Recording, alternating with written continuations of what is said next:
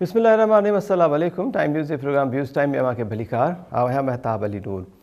राजन शहीद ज़ुल्फ़िकार अली भुट्टो जे अदालती क़त्ल खे सिधो सो चऊं त अदालती क़त्ल खे 44 साल गुज़री विया ऐं 44 सालनि खां पोइ अॻूणे सदर आसिफ अली ज़रदारी जेको सदाती रेफरेंस मोकिलियो सुप्रीम कोर्ट में, उनजो अॼु महफ़ूज़ कयल फ़ैसिलो या इनखे सुप्रीम कोर्ट पारां त राय चयो पियो वञे, उहा राय साम्हूं अची चुकी आहे, जंहिंमें सुप्रीम कोर्ट जी लार्जर बेंच मुतफ़िक़ा तौर ते इहा राय ॾिनी आहे ऐं चयो आहे त ज़ुल्फ़िकार अली भुट्टो खे फेयर ट्रायल जो मौक़ो न मिलियो।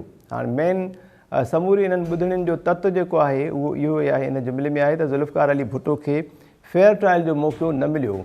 अदालत पारां न पोएं जेको फ़ैसिलो आहे उनखे ग़लति करार ॾिनो वियो, न उनखे ख़तमु करण जी का रूलिंग ॾिनी वई या राय ॾिनी वई। बसि इहो चयो वियो त क़ानून मूजिबि असां पाबंद आहियूं फ़ैसिलो जेको आहे कंहिं बि शख़्स जे लाइ करण जो, ऐं फ़ैसिलो तब्दील करण जो को क़ानूनी तरीक़ो मौजूदु न आहे ऐं आइन ऐं क़ानून अहिड़ो मिकेनिज़म ई नथो ॾिए जंहिंसां अहिड़े क़िस्म जो को फ़ैसिलो कलदम बि करार ॾेई सघिजे। चीफ जस्टिस कादी फ़ाइज़ी सां जा इहे रिमार्क्स आहिनि।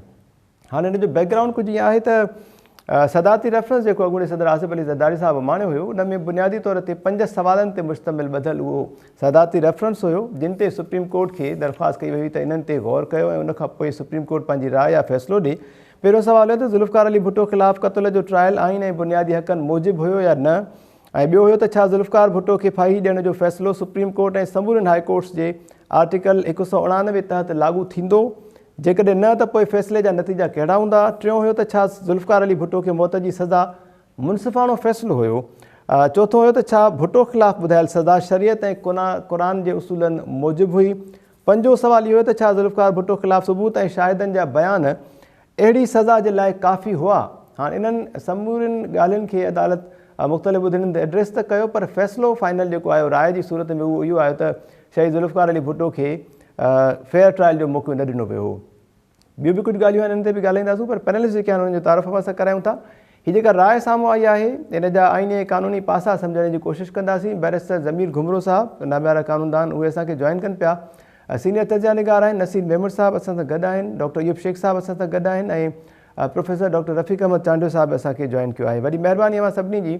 जेसिताईं ज़मीर घुमरो साहिबु जॉइन कनि उन्हनि खां कुझु आइनी पासा सम्झूं। नसीर साहिबु, अवां अॼोकी हिन राय खे कीअं ॾिठो? सर, बिलावल भुट्टो ज़रदारी त काफ़ी ख़ुशि नज़र आया, उन्हनि चयो त अदालत तारीख़ी फ़ैसिलो ॾिनो आहे, जमहूरी ऐं अदालती निज़ाम मज़बूत थींदो अहिड़े फ़ैसिले सां।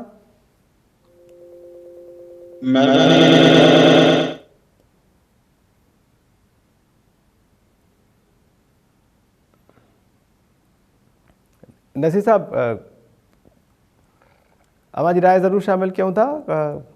जी, आवाज़ अवांजो थोरो डिस्टर्ब। जी सर, कंटिन्यू कजो प्लीज़, अचे पियो सर।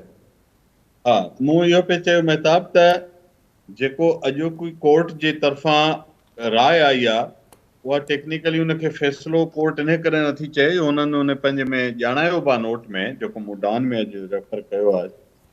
उहे चवनि था त आइनी तौर ते असां हिकिड़ो अहिड़ो केस जेको रिव्यू थियण खां पोइ बि बंदि थियल आहे, उन ते असां फर्दर वर्डिक्ट नथा ॾेई सघूं। हाणे इहा आहे शायदि लीगल पोज़ीशन जेका ज़मीर साहिबु सम्झाए सघंदा, पर उसूली तौर जेका हुननि राय ॾिनी आहे उहा ॾाढी मुंहिंजे लाइ इहो प्रोसेस बि इम्पोर्टेंट आहे, उहा राय बि इम्पोर्टेंट।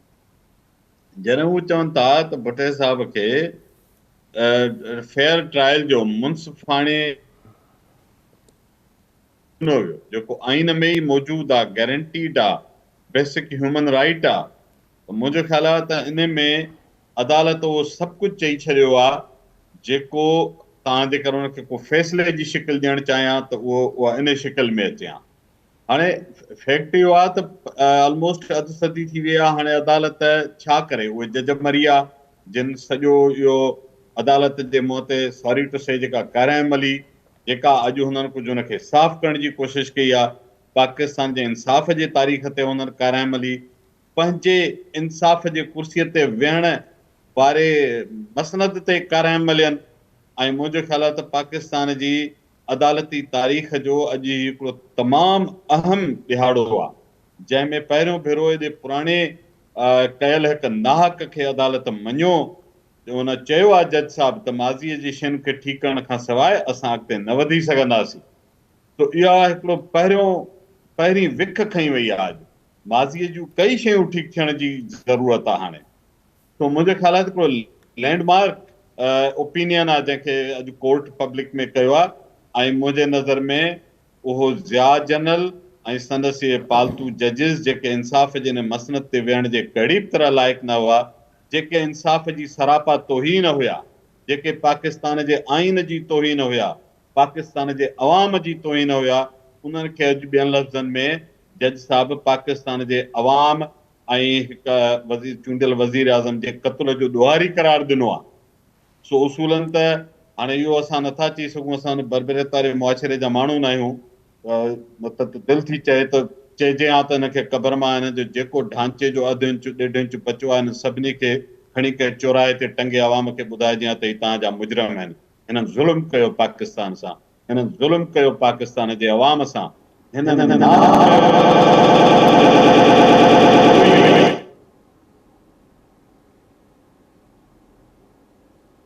जी नसीर साहब।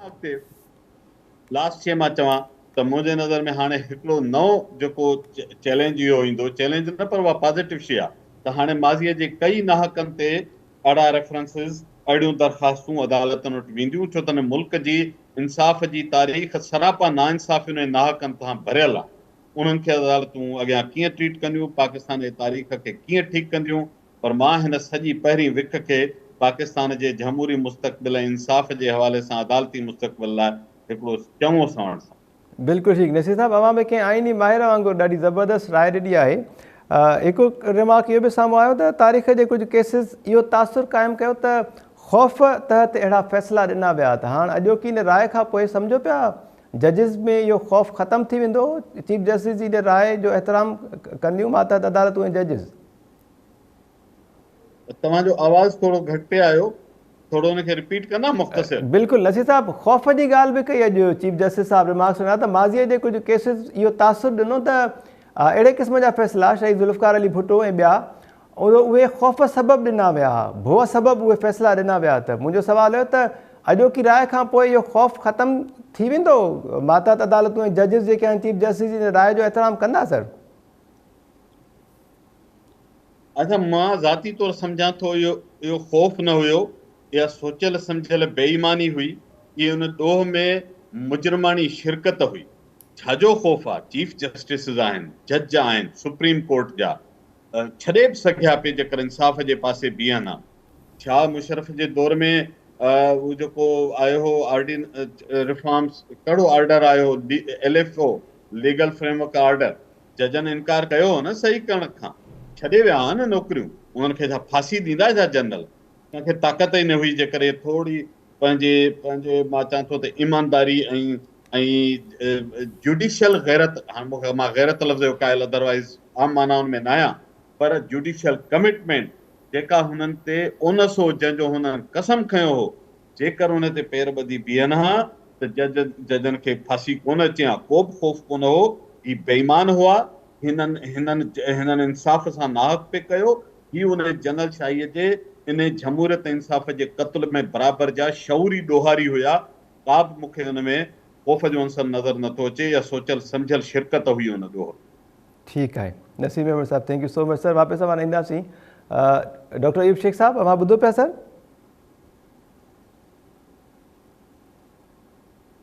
प्रोफेसर डॉक्टर रफ़ीक अहमद चांडे साहब, अवां आहियो? जी अदा मां आहियां। डॉक्टर साहब ॿुधनि पिया। डॉक्टर अयूब शेख साहब सां ॻाल्हायो, चांडे साहब ॻाल्हाए। डॉक्टर साहब अची वियो। न डॉक्टर साहब प्लीज़ डॉक्टर साहब प्लीज़। सर हाणे पहिरियां तव्हां में टाइम निकिरी वेंदो प्रोग्राम जो। डॉक्टर अयूब शेख साहब अवां खां पुछूं था सर, काइंडली ॿुधाइजो हीउ जेको अॼु राय साम्हूं आई, फ़ैसिलो साम्हूं आयो, ठीकु आहे हिनखे चऊं था, पर सुप्रीम कोर्ट पहिरें फ़ैसिले जे क़ानूनी असरनि खे बरक़रार रखियो आहे। कुझु क़ानूनी माहिरनि जी इहा राय आहे ऐं ॿी राय आहे त अॼोके फ़ैसिले ज़रिए या राय ज़रिए अदालती क़त्ल जो जेको दाग़ आहे अदालत जे मथां उहो धोइण जी कोशिशि कई। सम्झो पिया वाक़ई ईअं थियो आहे, को वाज़े फ़ैसिलो त न आयो, पर शुरूआति सुठी थी आहे, ठीकु आहे फ्यूचर जे लाइ। महताब वॾी महिरबानी ऐं ॿ टे ॻाल्हियूं आउं कयां। असुल त असांजो आइनी माहिर करे वियो आहे सभु ॻाल्हियूं, पर मां इहो ई चयो त नसीर साहब अॼु आइनी माहिरनि जी राय ॾिनी, पंहिंजी ॾाढी ज़बरदस्त राय ॾिनी। बिल्कुलु सर। आउं अॼु सम्झां थो त अॼोको जेको आइनी हीअ जेका क़ानूनी राय आई आहे सुप्रीम कोर्ट ऑफ पाकिस्तान जे सभ खां अहम फोरम जे मथां, ऐं उन जे पारां इहा जेको 44 सालनि खां पोइ राय आई आहे, तव्हां भले इनखे कानून में राय चओ, समाज उनखे फ़ैसिलो चवंदो, उहा मुंहिंजे ख़्याल में बिल्कुलु ईअं ई आहे जीअं आसिफ़ अली ज़रदारी जी 18वीं तरमीम हुई, तीअं ई कानून में काज़ी फ़ाइज़ ईसा जी 18वीं तरमीम जेॾो ई वॾो कमु थियो आहे। अॼु हिकिड़ी ॻाल्हि इहा आहे, हिकिड़ी इत्तेफ़ाक़ जी ॻाल्हि आहे, तारीख़ जा पंहिंजा जबर आहिनि ऐं तारीख़ जा पंहिंजा फ़ैसिला आहिनि। ज़ुल्फ़कार अली भुट्टे खे फांसी ते चाढ़ियो हुओ, अरबा जो ॾींहुं हो। अॼु जॾहिं उन जे क़त्ल खे साफ़ कयो अथऊं, अरबा जो ॾींहुं आहे। अरबा ख़ता सुप्रीम कोर्ट न कई आहे ऐं सुप्रीम कोर्ट पंहिंजो पाण वाज़े करे छॾियो त हुनखे फेयर ट्रायल बि न मिलियो, हुन जी ॻाल्हि बि न ॿुधी वई ऐं लाहौर हाई कोर्ट जे जस्टिस मुश्ताक खां वठी ॿिया जेके जज आहिनि उन्हनि बराबरि कमु न कयो। तव्हां जंहिं डप जी ॻाल्हि कई आहे न, अॼोके ॾींहं ते आउं सलाम थो कयां जस्टिस दुराब पटेल खे ऐं उन जे ॿिनि साथियुनि खे, जेके 4 ऐं 3 जे फ़ैसिले में बीठा। 3 ॼणा भुट्टे साहब जे फांसी जे ख़िलाफ़ हुआ, 4 ॼणा भुट्टे साहब जे फांसी जे हक़ में हुआ, जंहिंमें जस्टिस अनवार अल हक़ बि मौजूदु हो, तंहिं वक़्त जो चीफ जस्टिस। आउं सम्झां थो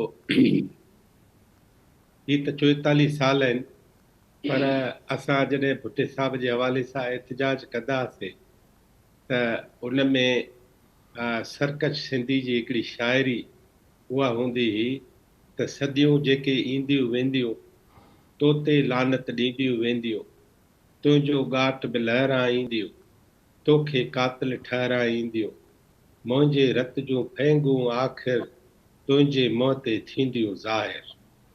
सो उहे जेके ज़ुल्फ़कार अली भुट्टे जे नाक खून जूं फेंगूं आहिनि, उहे अॼु ज़ाहिर थियूं आहिनि।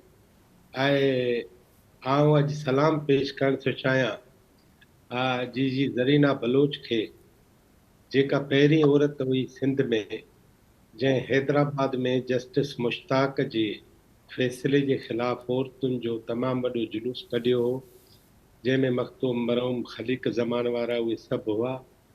आउं सलाम थो कयां उन्हनि समूरनि माण्हुनि खे जेके सियासी तौर ते ज़ुल्फ़कार अली भुट्टे सां संसदो लाॻापियल न हूंदे बि उन्हनि भुट्टे जे नाक खून ते तमामु वॾी जदोजहद कई उनखे बचाइण जे लाइ। ऐं आउं सलाम थो कयां उन्हनि चइनि पंजाबी नौजवाननि खे जिन ज़ुल्फ़कार अली भुट्टे खे फांसी मिलण खां पोइ पंहिंजो पाण खे बाहि ॾेई साड़े छॾियो हो।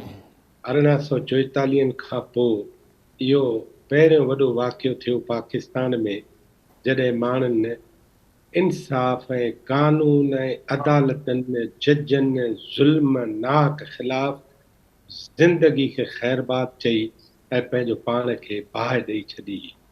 आउं सलाम थो कयां उन्हनि समूरनि माण्हुनि खे ऐं साॻे वक़्तु आउं सलाम थो कयां सुस्त ई सही देर ई सही पर पीपल्स पार्टी खे, जंहिंजे अॻवान आसिफ़ ज़रदारी 2011 में इहो 2 सवालनि ते मुश्तमिल हिकिड़ो केस दाख़िल कयो हो ऐं 2011 में थियल दाख़िल इन केस खे 13 सालनि खां पोइ नेठ जस्टिस काज़ी फ़ाइज़ ईसा साहब इन खे हल कयो, उन जे बारे में राय ॾिनी। आउं अॼोकी अदालत जे समूरनि जजनि खे सलाम करणु थो चाहियां जिन इन जुमिले ते मुतफ़िक़ा सही कई आहे त ज़ुल्फ़कार अली भुट्टे खे फेयर ट्रायल न ॾिनो वियो ऐं उन जी ॻाल्हि न ॿुधी वई। ठीकु सर, डॉक्टर यूब शेख साहब, thank you so much sir. उन जी ॻाल्हि बि न ॿुधी वई ऐं बुनियादी हक़ जेके आहिनि उहे मजरूह कया विया। प्रोफेसर डॉक्टर रफ़ीक अहमद चांडियो साहब, अव्हांजो छा ख़्यालु आहे सर? जेका ॻाल्हि बिलावल साहब चई त अदालत पंहिंजी राय ॾियण वक़्तु इहो चयो त माज़ीअ जी ग़लतियुनि खे सही करण जे लाइ अहिड़े क़िस्म जो असां अॼु फ़ैसिलो या राय ॾेई रहिया आहियूं, त हाणे माज़ीअ जूं ग़लतियूं दुरुस्त करण जी शुरूआति थी चुकी आहे, बहितर शुरूआति आहे अॼोके इन राय सां? बिल्कुलु हिकिड़ो शानदार क़िस्म जा कमेंट्स आहिनि सुप्रीम कोर्ट जा ऐं हिकिड़ी ऊंदह में हिकिड़ी नंढड़े ॾीए ॿारनि जी कोशिशि आहे। पर मां इन्हनि कमेंट्स ते को घणो ख़ुशि न आहियां। मां नथो सम्झां त ज़ुल्फ़कार अली भुट्टे जो जेको केस आहे सॼो केस को ईअं डिज़र्व करे थो। मूंखे इहा ख़बर न आहे त क़ानूनी तौर ते छो हिन केस खे नथो ॾिसी सघे। जेको ज़मीर साहिबु अचे थो उहो हुनजा क़ानूनी पहलू ॿुधाए। असांखे त ख़बर आहे त अपील हुन खां पोइ फाइनल अपीलूं थींदियूं वेंदियूं ऐं इहो मुमकिन आहे त हुन में को अपील जो चांस न हुजे, पर कोर्टूं वरी वरी हिकु ॿिए जा केस रिव्यू कंदा आहिनि जंहिंजी टेक्निकली मूंखे ख़बर कान्हे का, पर मां सम्झां थो उन में का न का अहिड़ी हिच हुजणु घुरिजे, को अहिड़ो लूपहोल हुजणु घुरिजे जंहिंमें इहो केस वरी ॿुधिजे ऐं इन केस ते सिधो सौ तारीख़ जे हवाले सां वर्डिक्ट अचणु खपे त हीउ जेको थियो हुयो इहो ग़लति थियो हुयो, उन जजिस ग़लति कयो हुयो, उन्हनि जेका साज़िश थी हुई उन सॼी इहो थियणु खपे। ऐं जेकर इहो नथो थिए तॾहिं कोर्ट को जेका आहिनि सा ट्रुथ ऐं रिकन्सिलेशन टाइप का बेच विहारे ऐं उन करे जीअं GIT विहारींदा आहिनि इन क़िस्म जी। बहरहाल इहो केस पाकिस्तान जे तारीख़ जो वॾे में वॾो दॿो आहे। सची ॻाल्हि इहा आहे त इन केस खे करेक्ट करण खां सवाइ पाकिस्तान सही रुख में नथो वञी सघे। उनजो सबबु आहे, उन सबबु इहो आहे इहो जेको क़त्ल हो इहो क़त्ल माना अदालतुनि जे ज़रिए आंदो वियो। इन सॼे में इस्टेब्लिशमेंट उन वक़्त जी फ़ौज जो आर्मी चीफ सभु उन में शामिल हुया। अमेरिका खां वठी ॿिया जेके बि सरमाएदार मुल्क हुया उहे शामिल हुया। उन सॼो हिकिड़ो वायुमंडल हुयो जंहिं पाकिस्तान जी उन खां पोइ छा थियो, अॼु ताईं पाकिस्तान सही रुख में न हलियो आहे। उन खां पोइ बुनियाद परस्ती आई, पाकिस्तानी इकोनॉमी फिरी वई, पाकिस्तान जा माना सभु जेके आहिनि से हिकिड़ा ॿिए तरह सां हलिया विया। 1988 में जॾहिं ज़ियाउल मरी वियो त ज़ियाउल जे मरण खां पोइ 1990 जो ॾहाको, 88 खां पोइ 2 साल इलेक्शन थी ऐं पोइ ॿिनि सालनि खां पोइ यानी पूरो 90 जो ॾहाको ऐं 2 साल हो, पूरी दुनिया में हिकिड़ो ख़ुशहाली जो दौर हो। पाकिस्तान जो ख़ुशहाली दौर न हुयो। इन करे छो त ज़ियाउल हक़ पंहिंजे दौर में पाकिस्तान जी इकोनॉमी पाकिस्तान खे समाजी तौर ते एतिरो पोइते करे चुको हुयो जो उहा अॻियां वञण जी पोज़ीशन में न हुई। उन खां पोइ तव्हां ॾिठो त हिकिड़ा वॾा फ़साद थिया। इहो सॼो ॿिज ज़ियाउल पोखे चुको हुयो। इहो सॼो कुझु शाख़सानो हुयो, हिकिड़ो रिज़ल्ट हुयो, एंड रिज़ल्ट हुयो भुट्टे साहिब जो जेको अदालती क़त्ल थियो हुयो।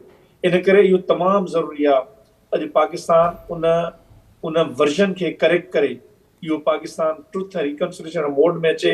इहो कोर्ट खे करणु खपे छो त इहो कोर्ट ते क्वेश्चन आहे। इहो कंहिं फ़ैसिलो तव्हां न हुन जनरल जेको आहे सो जेको जनरल पाण हवा में उॾामी वियो जंहिंजा सिर्फ़ु ॾंद ई मिलिया, उन जनरल सॼो बाल उन कोर्ट में रखियो।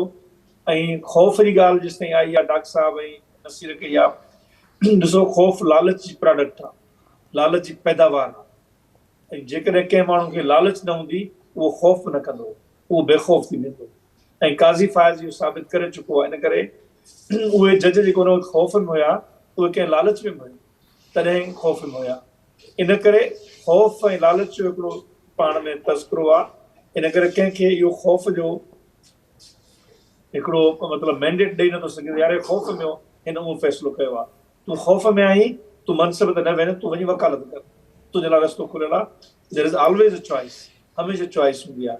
पर जेकॾहिं माण्हू चवंदो न यार मां वेणो मूंखे जज आहे ऐं मां तारीख़ में हीउ ग़लति फ़ैसिलो कंदुसि त पोइ हुनखे ख़ौफ़ जी मार्कूं नथी मिली सघनि। को ख़ौफ़ कोन हो, वॉलंटियरली उहे बिल्कुलु डॉक्टर साहिबु सही चयो त उन्हनि शामिल थिया। उहे जज जेके तारीख़ में पंहिंजो मतिलबु आहे त पंहिंजे मुंहं ते हिकिड़ी कालक मले विया आहिनि, उनखे करेक्ट करण जो टाइम आहे। उन करेक्ट कयो वञे ऐं उनजा जेके सियासी असरात आहिनि, मां त चवां थो त माना एजाज़ जेको आहे उनजो ज़ियाउल जो पुटु आहे उनखे अची करे इन ते मतिलबु सारी चवणु खपे तारीख़ में। जेकॾहिं हुन में को ज़मीर नाले आहे का शइ त यार मुंहिंजो पीउ हीउ ग़लति कयो हो। तव्हांखे ख़बर आहे त मोराको जो जेको हसन हुयो बादशाह, उन वॾियूं एट्रोसिटीज़ कयूं हुयूं। उनजे पुट पोइ अची करे चयो त आई एम सो सॉरी, जेको कुझु थियो हुयो उन अफ़सोस इज़हार करे माफ़ी वरिती हुई मोराको जे माण्हुनि खां। उन जेको एट्रोसिटीज़ हुयूं उन्हनि त माण्हुनि में करेज हूंदी आहे, माण्हुनि में उहा सॼी इख़लाक़ी तक़ाज़ा हूंदी आहे, उहा पाकिस्तान में अण लभंदी। जी ठीकु आहे डॉक्टर रफ़ीक अहमद जानी साहब, थैंक यू सो मच। ॻाल्हि ॿोल जो सिलसिलो अॻिते वधाईंदासीं। डॉक्टर अयूब शेख साहब, शुरू में जेका मां तफ़सीली ॻाल्हि ॿोल कई उन्हनि माण्हुनि खे बि भेटा पेश कई जिन इन फाईअ वारी सज़ा ख़िलाफ़ु एहतजाज बि कयो या ॿियनि माण्हुनि जो बि मां ज़िक्र कयो जिन ते तनक़ीद बि कई।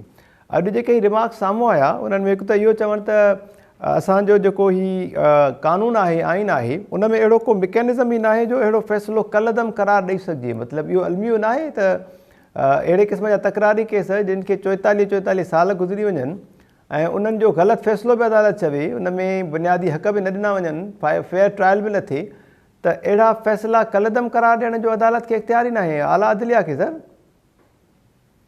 ॿ ॻाल्हियूं आहिनि इन में। हिकिड़ो त सदर खे पूरो पूरो अख़्तियार आहे त कंहिं बि माण्हूअ जी सज़ा तब्दीली या ख़तमु करे सघे थो, पर असां सभिनी जी बदकिस्मती इहा हुई त सदर केरु हो? जनरल मोहम्मद ज़ियाउल हक़ साहब।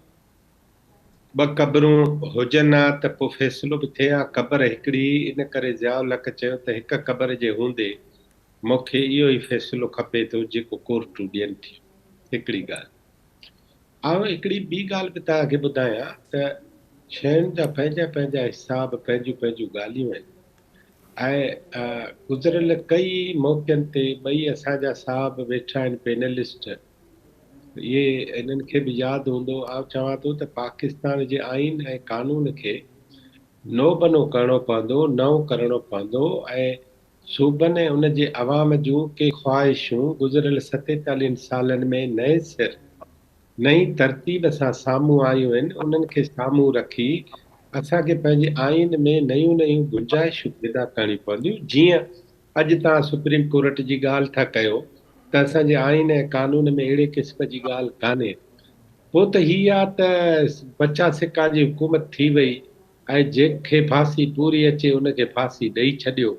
मुंहिंजो ख़्यालु आहे त इहा ॻाल्हि जेका कई आहे अॼु अदालत, त इन सिलसिले में अदालत ख़ुदि इन क़िस्म जो कानून जेको आहे उनजी तजवीज़ बि करे ऐं मुल्क जी लॉ डिपार्टमेंट ऐं मुल्क जी काबीना, मुल्क जी असेंबली ॾांहुं मोकिले, जीअं उन ते सैर हासिल बहस थी सघे ऐं प्रॉपर उन ते कमु थी सघे। उन खां सवाइ कमु न थींदो। ऐं हीउ सॼो आइन जेको आहे न, इन जी हिक हिक नए सिर, हिक हिक सिट, हिक हिक जुमिले जी नई पढ़णी थींदी ऐं तव्हांखे हिक हिक सूबे में अलॻि अलॻि नमूने हिक हिक शइ ॾिसणी पवंदी, अव्हां खे प्रॉपर थियणो पवंदो। ऐं इहा ॻाल्हि सुप्रीम कोर्ट वाजिबी कई आहे।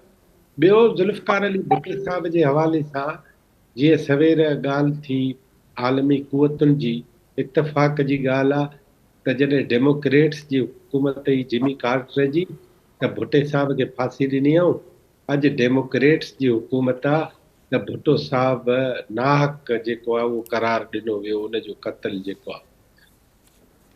भुट्टे साहब जा कई साथी हुआ, कर्नल कज़ाफ़ी वारा ऐं हाफ़िज़ुल असद हो, उर्दुन जो शाह हुसैन हो, इराक जो सदाम हुसैन हो, शाह फैसल हो। शाह फैसल, सदाम ऐं लिबिया जो कर्नल कज़ाफ़ी इहे क़त्ल थिया। बाक़ी हाफ़िज़ुल असद ऐं शाह हुसैन उहे पंहिंजी तबई पुॼाणी विया हलिया।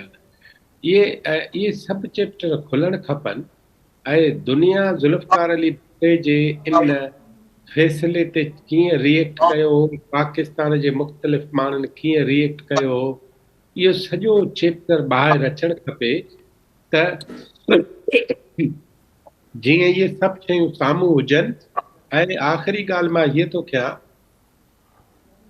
त पाकिस्तान जे कानून ऐं आइन में ज़िया बाक़ियात जी बि मरम पटी थियणु खपे ऐं उन जी बि का न का गोशमाली ऐं कनमट थियणु खपे। ऐं हीअ हाणे जेके ग़ुलाम दस्तगीर ऐं शेख रशीद ऐं अलिफ बे ते वेठा आहिनि, इन्हनि सभिनी खे हिक महिल सज़ा ॾियणु खपे त उहे ग़लति पासे खां आया आहिनि। जी ठीकु आहे डॉक्टर यूशिक साहब, thank you so much sir. Professor doctor Rafiq Ahmed Chande साहब, अवां ॾे छा राय आहे त मतिलबु असांजे कानून में अहिड़े क़िस्म जा फ़ैसिला बदिलाइण जे लाइ या अहिड़े फ़ैसिले तब्दील करण जे लाइ को कानूनी मौजूदु आहे, को मैकेनिज़म ई न आहे जंहिंसां अहिड़नि फ़ैसिलनि खे कलदम करार ॾिनो वञे? सर, मूंखे ख़बर न आहे त कानून में अहिड़ी गुंजाइश छो कान्हे का, पर तमामु घणा अहिड़ा मिसाल मौजूदु आहिनि जिन में पोइ उहे शयूं ठीकु थियूं आहिनि, कोर्टुनि कयूं आहिनि ऐं मुख़्तलिफ़ फोरमनि ते कयूं आहिनि। हिन ते असांखे का राय जेकॾहिं ज़मीर साहब हुजे त ॿुधाए हा, पर मां सम्झां थो त इन खां वधीक ॻाल्हि इहा आहे जेकॾहिं प्रेसिडेंट वटि आहे त ज़ियाउल हक़ ख़ुदि हिकिड़ी पार्टी हुयो, इन करे ज़ियाउल हक़ खे त आणिजे ई न, जीअं डॉक्टर साहिबु ॻाल्हि कई। त इन खां पोइ जेके ॿिया प्रेसिडेंट हुया प्रेसिडेंशियल ऑर्डर तहत, आसिफ अली ज़रदारी जेकॾहिं हाणे प्रेसिडेंट थिए थो त उन वटि इहो चांस आहे त उहो हिकिड़ी प्रेसिडेंशियल डिक्री कढे, माना इहा ई अपील खणी वञिजे हुन ॾे त बाबा हीअ अपील आहे, हिन ते तव्हां फ़ैसिलो ॾियो। उहो प्रेसिडेंशियल डिक्री कढे, जेकॾहिं कोर्ट नथी करे त उन्हनि जे इख़्तियारनि जो त को हुन सां तालुक़ न, उहो त हुनखे हिकिड़ा अलामत इख़्तियार आहिनि, जेको आख़िरी अपील आहे उनखे उहो ॾिसंदो आहे, वरी उन करे सघे थो पियो इवन सज़ाए मौत जेका माफ़ थींदी आहे उन वटां थींदी आहे। त इहो पॉसिबल आहे जेकॾहिं हिन में क़ानूनी तौर ते मतिलबु का अहिड़ी हिच न हुजे।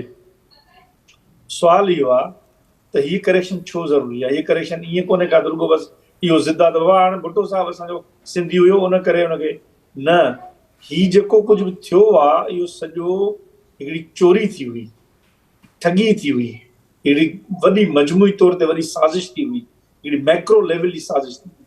उन साज़िश में हिकिड़ो माण्हू हो जंहिं माण्हू खे अदालत जे ज़रिए क़त्ल कराइणु ज़रूरी सम्झो वियो त जीअं ॿियनि सभिनी चोरनि लाइ रस्तो खुले ऐं पोइ उहा चोरी कनि। जीअं तारीख़ जो रुख मोड़ियो वियो ऐं उहो रुख अहिड़ो मोड़ियो वियो तारीख़ जो उहो तारीख़ जो दरिया जितां वहणो हुयो उतां अञा ॿिए पासे पियो वहे। हिन वक़्तु उहो दरिया उन जो रुख एॾो मोड़ियो वियो आहे, उहो उन साॻियनि पडनि तां नथो वहे, उहो ॿिए हंधां थो वहे पियो। इन करे तमामु ज़रूरी आहे त इहो इन ॻाल्हि जी करेक्शन कई वञे। जॾहिं करेक्शन थींदी इन ॻाल्हि जी त पोइ इन ॻाल्हि जी तक़ाज़ा पई वेंदी त भई कहिड़े रुख में काॾे पिया वञूं, कहिड़े तारीख़ जे कहिड़े हुन ते बीठा आहियूं असां। मां सम्झां थो त पाकिस्तान में तमामु घणो पाणी वही चुको आहे, पाकिस्तान में तमामु घणो मसइलो थी चुको आहे। पाकिस्तान हिन वक़्तु जिते बीठो आहे उते इस्टेब्लिशमेंट ऐं पॉलिटिकल पार्टीज़ जे विच में हिकिड़ी मतिलबु आहे त बिल्कुलु वीरी ठहणी आहे ऐं सभिनी खे पंहिंजो पंहिंजो कमु करण जी कमिटमेंट करणी पवंदी। ॿी सूरत हाल में का बि सूरत हाल कान्हे का त पाकिस्तान कीअं अॻियां वेंदो ऐं पाकिस्तान कहिड़े रुख में वेंदो, छो त पाकिस्तान पंहिंजी लाइन ते बीठल आहे जंहिंखां आर या पार। इन करे सभिनी उन्हनि खे, सभिनी स्टेक होल्डर्स खे, सभिनी इंस्टीट्यूशन्स खे इहो अॼु मतिलबु आहे त बीही बांग दौल चवणो पवंदो त बाबा ही तारीख़ जो ग़लति हिसो आहे, असां न आहियूं ऐं तारीख़ जो रुख सही तरीक़े सां वञणु खपे। जी ठीकु आहे, रफ़ीक मचाणी साहब, thank you so much sir. Naseem Ahmed साहब, होप्स खे हाए रखंदे जेकॾहिं असां ईअं चऊं त ख़ासि तौर ते बिलावल भुट्टो ज़रदारी साहब 2 ॾींहं पहिरियां शहबाज़ शरीफ़ खे कसम खणण खां पहिरियां इहो तजवीज़ ॾिनी त जेकॾहिं हू मुल्की तारीख़ जो कामयाबु तरीन वज़ीर आज़म बणजणु चाहे थो त अदालती सुधार जेके आहिनि उहे तमामु ज़रूरी आहिनि, उन्हनि ते बि कमु करे। त हाणे हीअ जेका राय अॼु साम्हूं आई त असांजे कानून में अहिड़ो को मैकेनिज़म ई न आहे जेको अहिड़े क़िस्म जा फ़ैसिला कलअदम करण जो इख़्तियार ॾिए, त अहिड़ी का शिक जेका आहे उहा बि रखणु खपे इन्हनि सुधारनि जे लाइ। इहो तमामु ज़रूरी आहे मुस्तक़बिल जे लाइ बि। इहो सॼो पार्लियामेंट जो रोल आहे। जेकर हिन वक़्तु जंहिं तरह सां फ़ैसिले साज़ी थिए थी अदालतुनि में, जेको प्रोसीजर आहे त प्रोसीजरल चेंज हूंदी त अदालत क्लोज़्ड केसिस जा रिव्यू करे नवां फ़ैसिला ॾेई सघे। पर हाणे ज़हन में रखिजो त इहा हुकूमतुनि लाइ बि हिकिड़ो वॾो चैलेंज थींदो। पोइ सुभाणे मिसाल तौर हिन मुल्क में मूं चयो न त हिकिड़ी डिघी तारीख़ आहे जिन जी डिस्प्यूटेड केसिस जी, कंट्रावर्शियल केसिस जी। नवाज़ शरीफ़ जी हुकूमत कीअं वई, गिलानी साहिब जी हुकूमत कीअं विञाई वई, नवे जूं हुकूमतूं कीअं विञायूं वयूं, जस्टिस मुनीर छा कयो। पोइ त ईंदड़ 10 साल कोर्टूं ॿियो को बि कमु न कंदियूं, रुॻो इहे पुराणा खंधनि जूं बंदियूं खोले वेठियूं हूंदियूं। खुलण त घुरिजनि, पर प्रैक्टिकल रियलिटी में मुंहिंजो ख़्यालु आहे त हाणे पास्ट जी शयुनि खे अंडू करण जे पुठियां हिकिड़ी वरी पोइ वॾी नई कन्फ्रंटेशन शुरू थी सघे थी। तंहिंजे करे फ्यूचर में इन क़िस्म जूं नाइंसाफ़ियुनि ते ॿधल फ़ैसिला कीअं रुकजनि, मुंहिंजो ख़्यालु आहे त हाणे फोकस उन ते हुजे। Bhutto case should be a reference point त तव्हां हेॾो जो ज़ुल्म कयो ऐं को बि शहरी पाकिस्तान जो फांसीअ चढ़े। तव्हांखे यादि आहे हिकिड़ो केस थियो, 2 ॿार फांसीअ ते चढ़ी विया, पोइ सुप्रीम कोर्ट कया बाइज़त बरी, त पोइ हुननि खे ख़बर पई त अॻे ई बाइज़त बरी थी अॻे जान में रवाना थी चुका हुआ। उतां जी माना त उहे जज जंहिं हुनखे फांसी ॾियारी त हिकिड़ो फाहो हुनजे ॻीचीअ में विझिजे हा, उनखे बि बाइज़त बरी करे अॻिते रवानो कजे हा। त हीअ जेको जुडिशरी जे अंदरि हिकिड़ियूं क़तलगाहूं ठहियूं पयूं आहिनि न माण्हुनि जे लाइ, इन्हनि खे कीअं अॻियां बंदि ॿधिजे मां इन जे करे ॾिसो फांसी वारी सज़ा जे ख़िलाफ़ दुनिया में छो मुहिम आहे, इन करे जो हिकु ग़लती हुजे या प्रेशर हुजे या बेमानी हुजे, तव्हां हिकु क़ीमती ज़िंदगी जॾहिं ख़तमु था करियो, उहा भुटे जी हुजे या पाकिस्तान जे कंहिं बि आम शहरी जी, उहा इरिवर्सिबल आहे। तंहिंजे करे दुनिया मौत जी सज़ा जे ख़िलाफ़ आहे, मौज़िब दुनिया में पूरी कैंपेन आहे। मां त चवंदो पाकिस्तान सभ खां पहिरीं कई तरीक़ा आहिनि सज़ाऊं ॾियणियूं आहिनि, कई तरीक़ा आहिनि हिसाब वठणा आहिनि। ज़रूरी आहे कंहिंजो साह कढी हिसाब वठिजे, ॿी दुनिया जा मॉडल पढ़जनि। हिते त असां वटि हाफ फ्राए फुल फ्राए जी सोसाइटी आहे, हाणे त केरु अदालत में बि कोन थो खणी वञे जो फांसीअ जी नौबत अचे। हिते पकड़े गिचीअ मां जले पासे ते बि पोइ थी ख़बर पए त जेकर 3 ॾोही था मारनि त 7 बेरोही था मारनि। इहो जेको रवैयो आहे न गैर अदालती क़तलनि जो, उहो अदालतुनि जे अंदरि थिए या थाणनि जी मार्फत थिए, इहो ख़ौफ़नाक आहे। इहो सोसाइटी खे हिकु बरबरियत तरह खणी थो वञे। तो मुंहिंजो ख़्यालु आहे इन सॼे मॉडल खे रिविज़िट करण ऐं अॻिते जे लाइ डायरेक्शन सेट करण जी ज़रूरत आहे अदालत खे, सिविल सोसाइटी खे ऐं पार्लियामेंट खे गॾिजी इन ते डिबेट करण जी ज़रूरत आहे, इन जा रस्ता कढण जी ज़रूरत आहे। ऐं ॿियो हिकिड़ो त हीअ अदालत जो माना क़त्ल जो केस न, पर जेके आमरनि जे 10 सालनि खे जिन अदालतुनि जस्टिफाई कयो हो, उनखे लाइसेंस ॾिनुनि।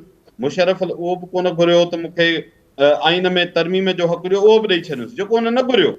इहो केस बि जुडिशियल मर्डर खां घटि कोन्हे, judicial murder of democracy of Pakistan हुयो। तो वे फॉरवर्ड में पार्लियामेंट खे इन तरफ़ ॾिसणु घुरिजे त अॻियां कहिड़ियूं आइनी तरमीमूं थियनि जेके लॉ जे प्रोसीजर, ऐं भली अॻूणा जज खणनि, अॻूणा सुठा वकील खणनि, डिबेट कनि, साल लॻे 2 साल लॻे, मुल्क जा त हज़ारनि सालनि 100 सालनि जी ॾहाकनि जूं ज़िंदगियूं हुन न, उनखे अॻिते जे लाइ ठीकु करण लाइ जेकर 2-3 साल लॻनि था त को हर्ज कोन्हे। कंसेंसस बिल्डिंग थिए, अरिड़हीं तरमीम वांगुरु बैक एंड ते डिबेट्स थियनि, डिस्कशन थियनि, ऐं हिन पार्लियामेंट खे इहो इख़्तियार आहे त उहा अॻिते जे लाइ रस्ता हमवार करे त इहे ज़ुल्म ऐं क़त्ल वरी हिन मुल्क में न थी सघे। ठीकु, नसीर अहमद साहब, thank you so much sir. Doctor Ayub Shaikh साहब, चीफ जस्टिस कादी फ़ाइज़ ईसा साहब चई चुका आहिनि त अदालती फ़ैसिलनि ते तनक़ीद बि कयो, राय बि ॾियो, पर जंहिंसां कंहिंजी दिलादारी न थिए, कंहिं जज जी दिलादारी न थिए ऐं मस्बत तनक़ीद हुजे त कंटेम्प्ट ऑफ कोर्ट वारी लाइन खे क्रॉस करण खां पहिरियां मां बि हिकिड़ी मुअदबाना राय ॾियणु थो चाहियां। उहा राय वरी अव्हां खां उन ते पुछंदुसि त अदालत पारां जेको इहो चयो वियो त हीउ जेको फ़ैसिलो ॾियूं था पिया, ठीकु आहे, अची वई राय, उन ते कुझु तर्जा निकारनि इहो चवणो त सुप्रीम कोर्ट पहिरें फ़ैसिले जे क़ानूनी असर खे बरक़रार रखियो आहे। हाणे अदालत चवे थी त बुनियादी जेको हक़ आहे उहे मुतासिर थिया ऐं उनखां पोइ जेको फेयर ट्रायल जो हक़ बि ज़ुल्फ़िकार अली भुट्टो खे न ॾिनो वियो, त सिधो सो ईअं अदालत छो न चयो त मतिलबु जजिस जेको आहे उन्हनि ग़लति फ़ैसिलो ॾिनो? अहिड़े क़िस्म जो को कमेंट या रिमार्क बि अचणु खपे हा सर? मुंहिंजो पंहिंजो ख़्यालु हीअ आहे त हिकिड़ो त फ़ैसिले ते जेका राय आई आहे इन ते असां मां कंहिंखे बि तकड़ि करणु न खपे। असां जनरल ॻाल्हायूं था, उहो वधीक बहितर आहे, हिकिड़ी ॻाल्हि। ॿी ॻाल्हि इहा आहे त नसीर साहब जी ॻाल्हि में थोरी अल्ट्रेशन कयो जेका हुन कई आहे, त हाणे माज़ी जे समूरनि केसनि ते सुप्रीम कोर्ट लॾो लाइ ॾेई हिननि ते, इनखे हिन नमूने कजे नसीर साहब त हिकिड़ी कमीशन ठाहिजे, ट्रुथ एक्सप्लोरेशन कमीशन, ऐं रिकंसिलेशन इन में न ईंदी, ट्रुथ एक्सप्लोरेशन कमीशन। ट्रुथ खे एक्सप्लोर कजे ऐं उन ट्रुथ में ख़ासि करे जेको नुक़सानु थियो आहे न लीडरशिप जे पार्ट ते, उहो जो वधीक थियो आहे। डॉक्टर अयूब शेख साहब, हा सर वक़्तु थोरो बचियो आहे। डॉक्टर ज़मीर घुमरो साहब, बैरिस्टर साहब असांखे हिन जॉइन कयो आहे, जेकॾहिं इजाज़त हुजे त 2 मिंट उन्हनि खां पुछी वठूं सर कुझु। ज़मीर घुमरो साहब, thank you so much sir, बड़ी देर की महिरबानी, आते आते वो इंतज़ार कयो अवांजो ऐं सभिनी पैनलिस्ट अवां जो इंतज़ार पिया कनि। अॼोके इन अदालती राय ते अवांजो छा कमेंट आहे, ख़ासि तौर ते जेको चयो वियो त फेयर ट्रायल जो मौक़ो न ॾिनो वियो ऐं कुझु अहिड़नि फ़ैसिलनि सां तासुर इहो बि मिलियो त जजिस ख़ौफ़ सबबि अहिड़ा फ़ैसिला ॾिना? सर क्वेश्चन इहो आहे त जेके प्रेसिडेंट क्वेश्चन 5 रेफर कया, उन में हिकिड़े क्वेश्चन ते हुननि राय ॾिनो आहे त फेयर ट्रायल न थियो। बाक़ी जेके क्वेश्चन आहे त इन एविडेंस ते कन्विक्शन बि थी सघे थी, रिकॉर्ड करे सघे थी, नथी करे सघिजे, उन ते को ओपिनियन कोन ॾिनो अथऊं। ऐं इहा जेका कन्विक्शन आहे, पंजो जेको लास्ट क्वेश्चन हो त चौथों क्वेश्चन हो त इहा इस्लामिक आहे या अन इस्लामिक आहे, उहो बि कोन ॾिनो अथऊं। हिकिड़ो ई जेको क्वेश्चन आहे उन्हनि जो आंसर ॾिनो अथऊं त इहो फेयर ट्रायल न थियो। फेयर ट्रायल जो मक़सदु आहे त माना उहो इनोसेंट हुयो, माना मिसकैरेज ऑफ जस्टिस थी आहे ऐं ॿियनि मुल्कनि में त ईअं हूंदो आहे त माफ़ी वरिती वेंदी आहे इवन कोर्ट्स जे पारां माफ़ी वठंदा आहिनि माफ़ी वरिती वेंदी आहे उन विक्टिम ऐं हुनजे फैमिलीज़ खां पर शहीद ज़ुल्फ़िकार अली भुट्टो तमामु जेको वॾो लीडर आहे ऐं पाकिस्तान जी टू सर्टेन एक्सटेंट जेको आहे तारीख़ करेक्ट थी आहे अॼु पहिरियों दफ़ो हिस्ट्रीअ में ऐं मुंहिंजे ख्याल में जेको सॼो रेफरेंस हो उन जो अञा डिटेल जेको ईंदो पंहिंजो ओपिनियन उन खां पोइ रायदनी करे सघिजे थी पर हिकिड़े क्वेश्चन जो सिर्फ़ु जवाबु ॾिनो वियो आहे उन रेफरेंस ज़मीर साहब इहो जेको रिमार्क ॾिनो चीफ जस्टिस साहिब त असांजे आईने कानून में अहिड़ो को मैकेनिज़म बि न आहे जेको अहिड़ा फ़ैसिला कलदम करार ॾियण जी इजाज़त ॾिए वाक़ई ईअं आहे असांजे कानून में इहा अहम शिक जेका उहा छो रहियल आहे सर हींअर ई हिकिड़ो फ़ैसिलो जेको आयो जंहिंमें जेको आहे सो कालेदम करार ॾिनो आहे लार्जर बेंच ते हारे सुप्रीम कोर्ट खे ऑलवेज इहो पावर आहे त रिव्यू जो पावर जेको आहे सो एक्सरसाइज करे ऐं उन फ़ैसिले खे सेटिस्फाइड करे सघे थो supreme court has always the power हीअ त फ़ैसिलो तमामु पंहिंजो जंहिं मुल्क ठाहियो आहे ही पाकिस्तान जी फेडरेशन जेका ठहियल आहे 1973 जी उहा पुठे सां बि ठहियल आहे कंहिं ॿिए जी न आहे ठहियल जेको मुल्क जो बानी आहे हिन मुल्क जो बानी आहे फेडरेशन ऑफ पाकिस्तान जो उनखे जेकॾहिं इंसाफ़ न मिले हींअर रिसेंटली जेको आहे हिकिड़ो फ़ैसिलो जेको 2 मेंबर बेंच जो ॾिनो वियो त पंहिंजो सुप्रीम जुडिशल काउंसिल जेको आहे जेकॾहिं जज रिटायर थिए त उन्हनि जे ख़िलाफ़ नथी ॿुधी सघे उहो फ़ैसिलो आयो उनखे ओवरटर्न करे ऐं जेको आहे सो मेजॉरिटी ॿियो फ़ैसिलो ॾिनो उनखे ओवरटर्न कयूं सुप्रीम कोर्ट खे ऑलवेज इहो रिव्यू में पावर आहे त कंहिं बि फ़ैसिले पंहिंजे खे पंहिंजो ठीकु आहे ज़मीर घुमरो साहब सवाल कुझु अञा वधीक आहिनि पैनलिस्ट वटि बि काफ़ी सवाल हुआ पर वक़्तु घटि आहे असां वटि प्रोग्राम जो वक़्तु पुॼाणी ते पहुतो कि ॿिए प्रोग्राम में वरी अव्हांजी राय शामिल कंदासीं थैंक यू सो मच वॾी महिरबानी नसीर मेमन साहब डॉक्टर अयूब शेख साहब प्रोफेसर डॉक्टर रफ़ीक अहमद चांडे साहब ऐं ज़मीर घुमरो साहब प्रोग्राम जो वक़्तु पुॼाणी ते पहुतो आहे इजाज़त ॾींदा अल्लाह निगहबान।